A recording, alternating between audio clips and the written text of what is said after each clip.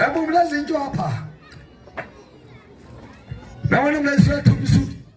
Huyu ana majukumu. Ameacha kazi nyingi. Tukiwa naye usiku anapigia simu.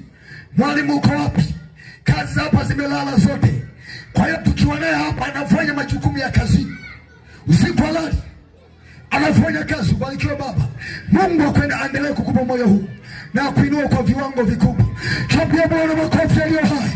Weka makofi kwa Yesu aliye hai. Wacha nikwambie, yule baba wakati ana kazi, aliona ya kazi ya samani, baada ya kupigwa kisukari, wao wamelala hospitalini, akawa na uwezo wa ile jioni aliyokuwa nayo. Wana magonjwa yanayokabiliwa kwamba duniani kumejaa changamoto, akabona kisukari, hapana uwezo, hana uwezo tena wa kujisaidia. Anaelewa ya kwamba wokovu ni wa thamani. Wacha jioni leo ikutangazie mama, wokovu tulio nao ni wa thamani sana. Yesu tulio naye ni wa thamani sana.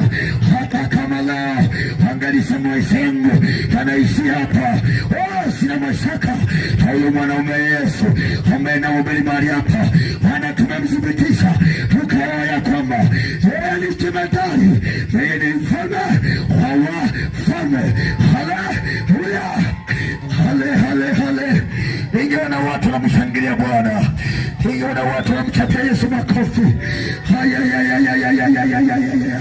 Hakuna mwanaume kama Yesu aliyetangaza kwamba yeye watake wasake wanadamu ataokolewa. Hiyo jioni ya leo anakutangazia hayo maisha ulio nayo kwamba yamepimwa, hayo maisha ulio nayo yamepimwa.